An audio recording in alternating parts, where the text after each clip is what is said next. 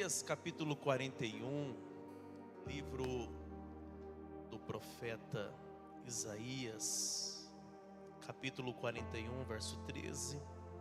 Eu peço que você redobre a sua atenção para a maior revelação de todas, que é a palavra de Deus. E também quero aqui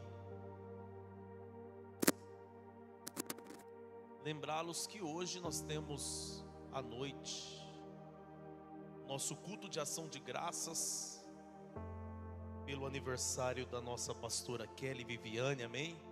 Hoje ela está completando mais um ano de vida e nós vamos estar aqui na presença de Deus, adorando a Deus e agradecendo o Senhor por sustentar a pastora Kelly. Ela é um exemplo de superação, de resiliência e de fé. Quem acompanha a história da pastora Kelly já há um tempo sabe do quão forte ela é. Nós vamos estar aqui louvando a Deus pela vida dela e vocês estão convidados para estar aqui adorando a Deus juntamente conosco, amém? Em nome de Jesus. Isaías capítulo 41, verso de número 13.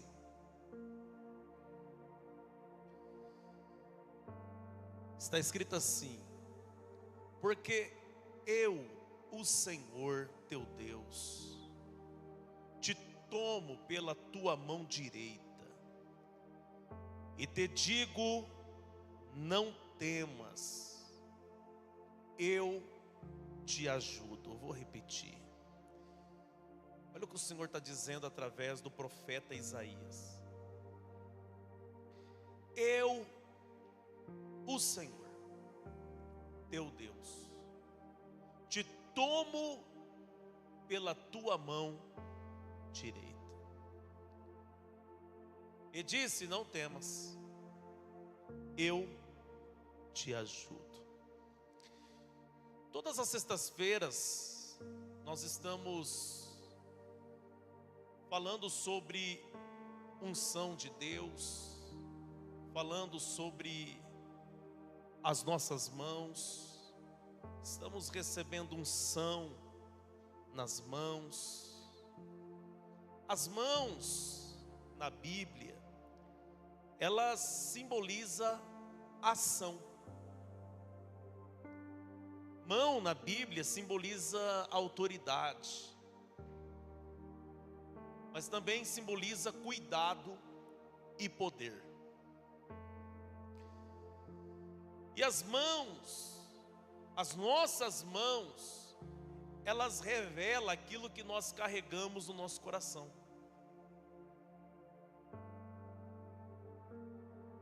As nossas mãos, elas entram em ação mediante aquilo que está dentro dos nossos corações. Aquilo que a tua mão tem buscado revela quais têm sido os desejos do seu coração. Então, as mãos, elas têm o poder de abençoar alguém. Quando você estende a mão para alguém, quando você ajuda alguém, ou quando você usa suas mãos para sarar as feridas de alguém. Exemplo disso é o bom samaritano. O bom samaritano, a Bíblia diz que ele encontrou um homem jogado pelo caminho, ferido. Um homem que foi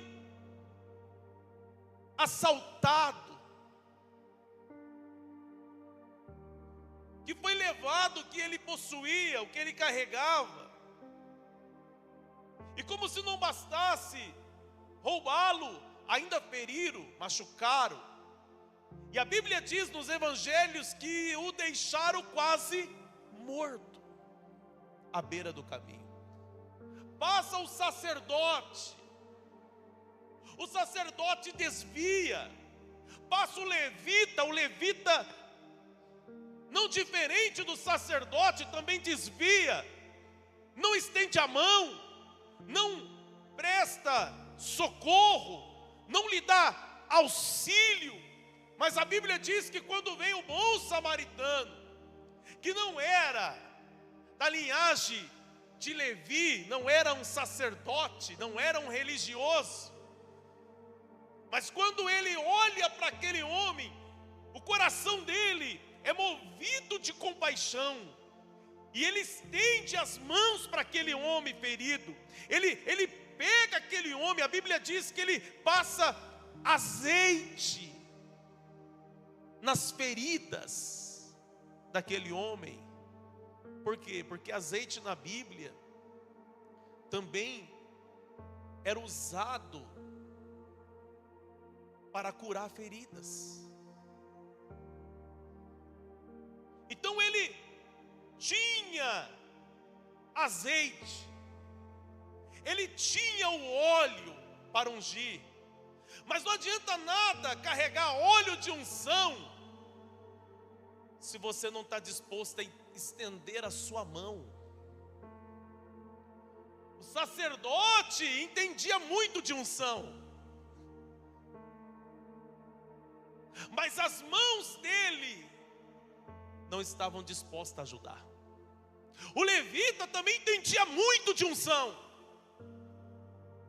mas as mãos não estavam dispostas a serem estendidas para ajudar. Então não adianta nada carregar muita unção se você não estende a mão para ninguém. Não adianta você orar muito se você não estende a mão para ajudar alguém. Não adianta você vir na igreja toda semana se você não estende a mão para auxiliar alguém. Nós temos que aprender a ser a igreja de segunda-feira, a igreja da segunda-feira. Por quê? Porque no domingo nós estamos aqui levantando a nossa mãozinha e dizendo: eu te amo, Jesus, I love Jesus, eu te amo, Jesus. Mas na segunda-feira a mão está guardada. A mesma mão que levantou para adorar no domingo é a mão que não auxilia ninguém, é a mão que não ajuda ninguém, é a mão que não levanta ninguém. Nós temos que aprender a ser a igreja da segunda-feira também. A igreja que estende a mão, a igreja que ora, a igreja que presta auxílio, a igreja que levanta o caído, a igreja que faz alguma coisa. Não adianta título, não adianta unção, não adianta óleo, se a tua mão não é cristã. Nós temos que aprender a ter mãos cristãs, nós temos que aprender a fazer como Cristo fez. Então o bom samaritano, ele fez isso, ele estendeu a mão, ele levantou o homem, passou óleo nas feridas dele, colocou sobre seu animal e o levou a uma hospedaria e disse: cuida dele,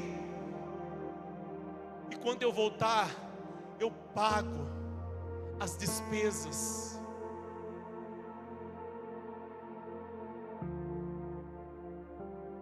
Perceba que o bom samaritano usou as mãos.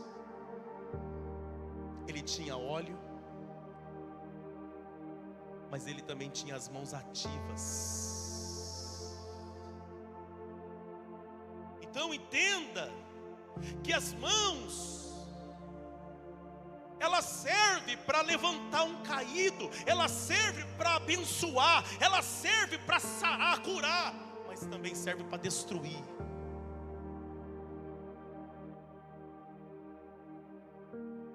Um assaltante, para colocar uma arma nas suas mãos e roubar algo de alguém, primeiro já havia uma motivação interna no coração dele.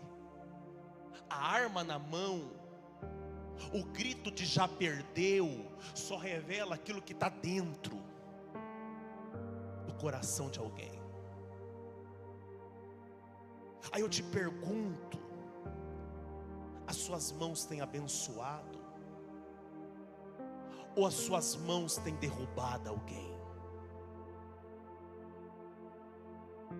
Olha para essa pessoa, pergunta para ele, pergunta para ela aí: Fala, suas mãos têm levantado ou derrubado? Entenda isso aqui, entenda isso aqui. Olha o que o profeta Isaías está dizendo. Ele está dizendo assim, ó: porque eu, ó Senhor, te tomo pela tua mão direita. Deus está dizendo que vai pegar na tua mão direita. Não, eu estou dizendo aquilo que a palavra profética está declarando, que o Senhor, Ele vai pegar na tua mão direita. E deixa eu falar, se Deus pegar na tua mão, você pode ter a certeza dentro do teu coração que não tem nada que você deva temer, porque Ele está dizendo: não temas, eu te ajudo. Agora, se Deus Ele está pegando na nossa mão,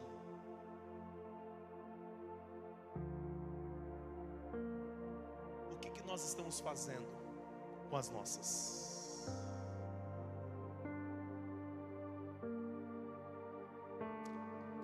Entenda que nós precisamos ter mãos que abençoam. Olha para essa pessoa, fala para ele, fala para ela assim: você precisa ter mãos que abençoam. Fala para ele, fala para ela. Mateus capítulo de número 10, versículo 16. O que Jesus usava para curar as pessoas?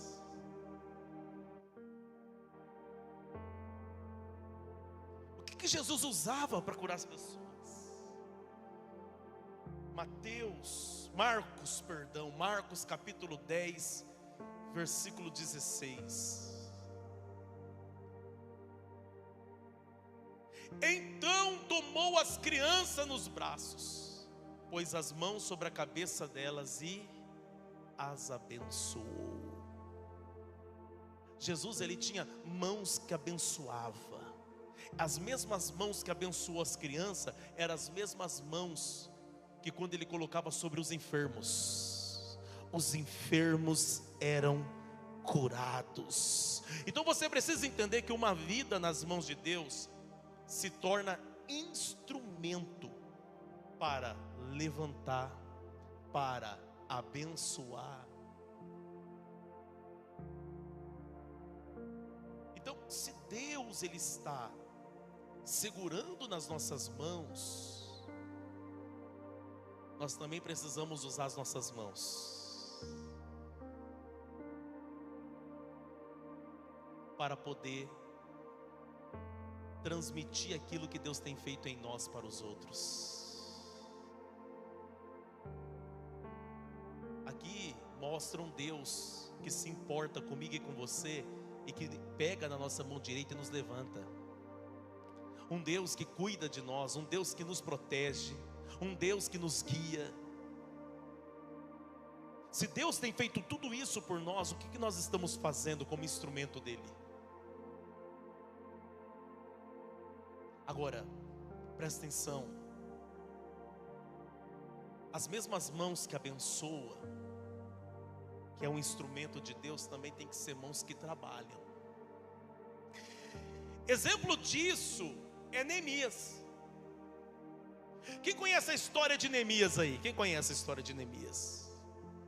Neemias capítulo 4, versículo 17. Neemias, ele estava lá na fortaleza de Suzã. Ele era um copeiro do rei Artaxerxes. O povo de Israel já tinha voltado do cativeiro, do exílio. E o povo estava reconstruindo suas vidas, mas a cidade de Jerusalém estava destruída, as muralhas estavam derrubadas, os muros estavam todos aos pedaços, só tinha pedras, entulho, e as portas todas queimadas. Quando ele recebe a notícia do triste estado que se encontrava Jerusalém, E uma vez que os muros estavam derrubados, os inimigos tinham acesso à cidade. Os inimigos entravam e saíam a hora que queria. O povo estava vivendo um tempo de muita humilhação. Aí a Bíblia diz que quando o irmão de Neemias, Hanani, disse para ele assim: olha, a cidade está destruída. A Bíblia diz que ele chorou. Ele chorou diante da notícia. A Bíblia diz que ele orou diante da notícia. A Bíblia diz que ele fez uma campanha de oração e jejum durante 4 meses. Mas sabe o que me impressiona em Neemias? Pergunte o quê? É que ele não ficou só na oração. Ele não ficou só no jejum. Não, ele não ficou só na campanha. Porque a Bíblia diz que um dia ele foi servir o vinho na taça do rei Artaxerxes, e o rei olhou para ele e disse: por que está triste o teu semblante? Por que está caído o teu semblante? Você nunca me serviu triste, você sempre me serviu com alegria. Aí ele disse: como poderia eu estar feliz sabendo que a cidade aonde está os sepulcros de meus pais, aonde foi sepultados os meus pais, a cidade está devastada, destruída. Aí o rei perguntou: o que você quer? O que você deseja? O que você vai fazer? Deixa eu te falar, e se diante das coisas ruins que acontecem na tua vida, e se diante das tragédias que acontecem na tua história, você orar, jejuar, fazer campanha, e no final Deus se apresentar, porque Ele é o Rei dos Reis, Ele se apresentar para você e perguntar para você: tudo bem, você quer fazer o quê?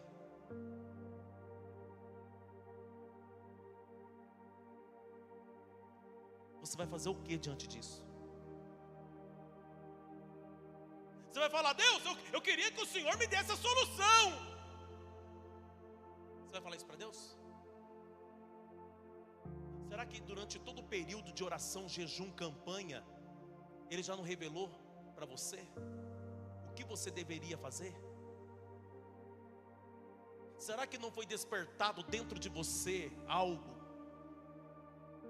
E aquilo que foi despertado era Deus revelando para você o que você tinha que fazer. Mas nós queremos, na verdade, tudo pronto. Nós queremos a solução pronta. Nós queremos o texto pronto. Nós queremos tudo já preparado, pronto. Só que no caso de Neemias, o rei perguntou: o que você quer fazer? Ele disse, eu imagino, é claro que é uma conjectura, né? Isso não está no texto, mas o que eu vou falar também não fere o texto. Imagino Neemias olhando para as mãos dele. Pastor John, eu imagino Neemias olhando para as mãos dele. Orei, jejuei, chorei e lamentei. Mas agora eu quero usar as mesmas mãos que servem o vinho na tua taça para levantar a muralha que está caída. Eu vou levantar as muralhas da minha cidade. Eu vou levantar aqueles muros. Alguém vai falar para ele assim: mas você é copeiro, você só sabe servir vinho na taça do rei. Mas em 4 meses de oração eu descobri algo: que eu posso fazer muito mais do que servir vinho na taça do rei. Eu posso contribuir muito mais do que eu já estou contribuindo. Eu posso fazer muito mais. Eu posso fazer muito mais. Existe uma bênção nas crises. Pergunte o quê? Elas fazem nós descobrir o nosso verdadeiro potencial. As crises, as pressões da vida, elas muitas das vezes despertam um leão dentro da gente. Ontem eu estava lá no estúdio, no salão do meu filho aqui, Pastor Johnny.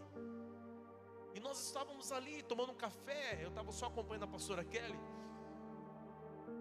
e ela estava no estúdio da pastora Ariane. E ali nós conversando, tomando café.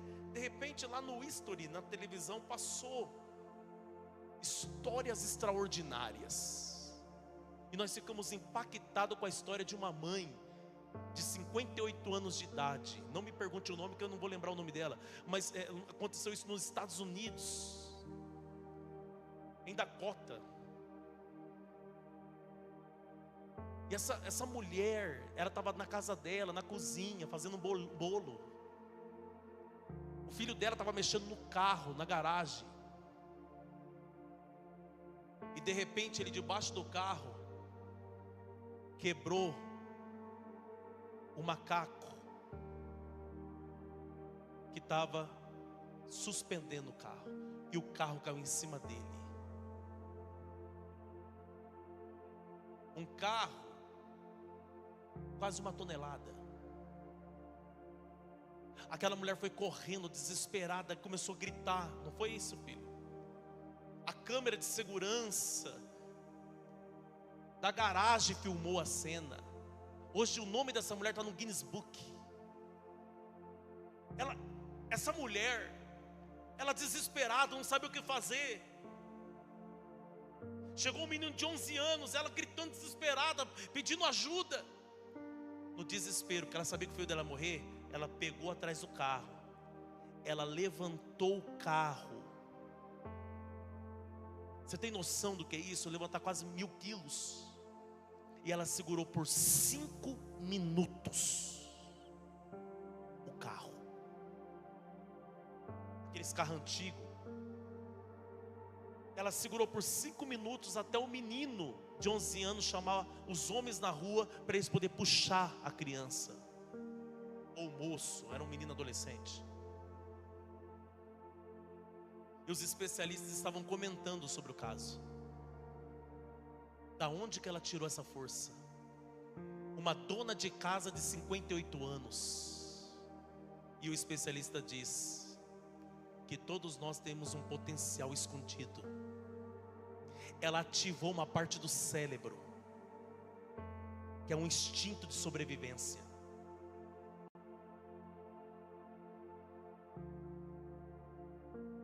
E as mãos dela estavam lá erguendo aquele carro. Neemias sabia da destruição da cidade de Jerusalém. Você vai fazer o quê? Vai continuar orando? Ou você vai agir? Você vai continuar aí jejuando? Ou você vai colocar a tua mão e vai resolver? Porque é isso que Deus está falando conosco hoje. Você ora, mas você precisa agir. Você precisa se posicionar. Você precisa usar suas mãos. Você precisa fazer alguma coisa. Foi isso que Neemias fez. Coloca lá, filho, Neemias capítulo 4, versículo 17. Que construiu o muro, os trabalhadores prosseguiram com a obra. Com uma das mãos levavam as cargas, enquanto a outra segurava a arma. Então olha para cá, ele chega lá em Jerusalém. A Bíblia diz que durante 3 dias ele não falou nada para ninguém. Ele ficou andando em volta das muralhas, analisando a destruição, mapeando toda a situação. Depois de 3 dias a Bíblia diz que ele chama o povo e disse assim para o povo: olha o opróbrio que nós estamos, olha a vergonha que Jerusalém se encontra. Vocês estão querendo levar a vida de vocês normalmente, quando na verdade vocês deveriam estar levantando os muros da cidade, buscando proteção para a casa de vocês, para a família de vocês. Mas não, vocês não estão fazendo isso. E segundo o historiador Flávio José, ele diz que nesse período da história, os inimigos entravam e saíam a hora que queria.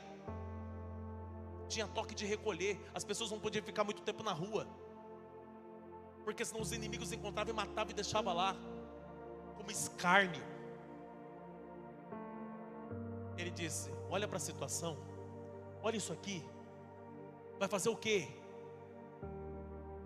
Aí alguém pergunta: Neemias, o que você sugere? Nós vamos levantar essa muralha. Eu vim aqui para isso. A Bíblia diz que foi 52 dias para levantar aquelas muralhas. Ou seja, o fato de ele estar disposto a colocar a mão para resolver, isso motivou outras pessoas a colocar a mão junto com ele. Então você tem que entender que quando você está disposto a fazer, Deus vai preparar pessoas para vir te ajudar. Deus vai preparar pessoas para vir colocar as mãos. Por quê? Porque muitas vezes você não vai ter mão suficiente para fazer toda a obra que precisa ser feita. Então Deus vai levantar aqui, Deus vai levantar ali, Deus vai levantar pessoas, e daqui a pouco você vai estar fazendo. Vai ter gente ajudando, vai ter gente empurrando, vai ter gente trazendo pedra, vai ter gente fazendo alguma coisa. Agora você ficar olhando para a destruição e chorando, e agora? E agora? E parece uma síndrome de Chapolin Colorado. Até quando? E agora? Quem poderá nos defender? Não. Você já sabe que você tem um Deus que te segura pela mão direita. Você já sabe que tem um Deus que diz para você: não tenha medo, eu te ajudo, eu te sustento. Você já tem um Deus. Então você já tem o maior com você. Se você tem o maior com você, vai com força, vai com fé. Por quê? Porque daqui a pouco, aonde a tua mão não chega, Deus vai levantar alguém. Deus vai colocar alguém no teu caminho. Deus vai fazer com que alguém mude. Então olha para essa pessoa e diga assim para essa pessoa: só esteja disposto a começar a fazer. Talvez você não tenha força, talvez você não tenha habilidade para fazer. Só começa. Coloca a tua mão, porque daqui a pouco Deus vai começar a trazer mãos. Deus vai começar a trazer mãos. Deus vai começar a trazer mãos.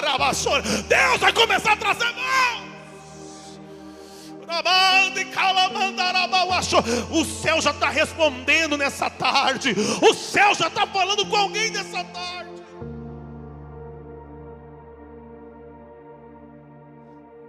A Bíblia diz que os inimigos começaram a cercar a cidade. Os inimigos começaram a falar assim: está fazendo o quê? Esses fracos judeus estão fazendo o quê?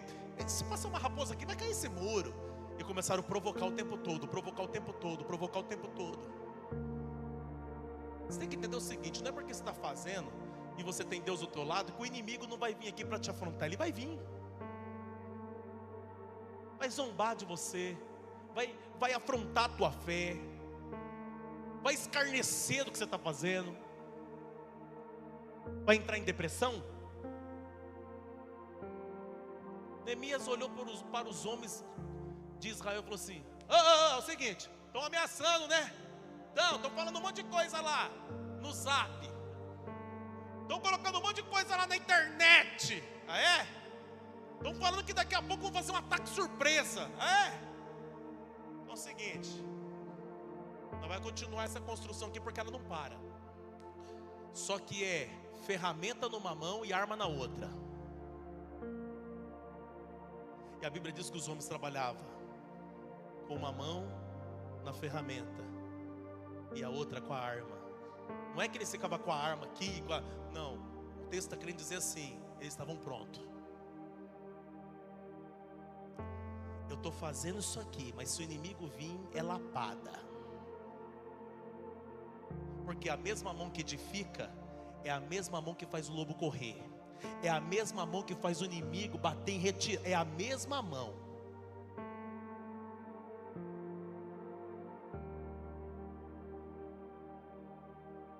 Será que você está disposto a ter mãos que edificam e mãos que colocam o inimigo para correr? Porque a unção hoje vai ser essa. A unção vai ser para edificar e a unção vai ser para colocar o inimigo para correr. A unção que nós vamos receber hoje aqui é unção que edifica e unção que faz o inimigo bater em retirada. Você pode ficar de pé comigo? Você pode ficar de pé comigo?